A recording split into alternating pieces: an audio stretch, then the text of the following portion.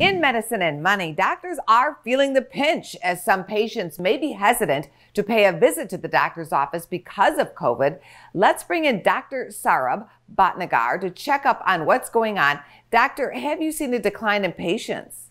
Absolutely. What we saw during the COVID-19 pandemic, since that sort of the peak in April and May, is the CDC actually just released this report just last month that 4 out of 10 Americans, so about 40% of Americans, have avoided or delayed preventative care. And about a third of those is just annual wellness visits. And some of that is even just emergency care that people have delayed due to worries about going into the doctor's office. What are some of the consequences of delaying medical care? And at what point does it actually become more expensive to the patient? It's certainly threatening to your life, and it certainly affects you long term. And some of the data that we've just seen from the National Cancer Institute, due to the reduction in colon cancer screenings and mammograms for breast cancer screenings, people just not going into the doctor's office to get some of that general routine preventative care.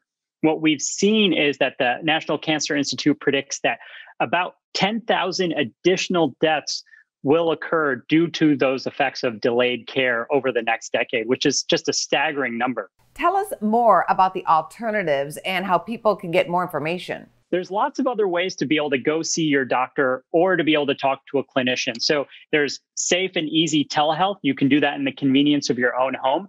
Last year in our Medicare population, folks who are 65 and older, we saw, for example, only about 0.1% use telehealth services.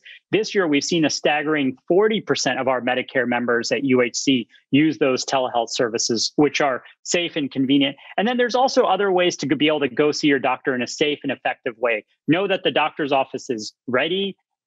You can wear a mask. You can practice hand hygiene, that same social distancing that you're seeing at the grocery store.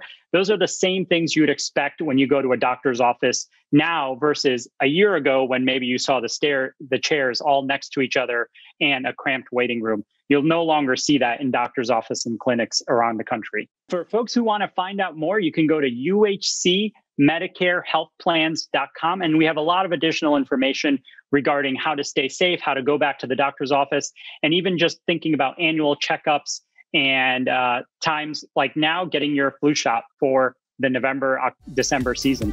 Stay well, doctor, and thank you very much. Thank you, Angie. Have a good one. For more Business First AM, check us out on social media. We're on Facebook, YouTube, and Twitter. And go to businessfirstam.com for where to see our show on TV.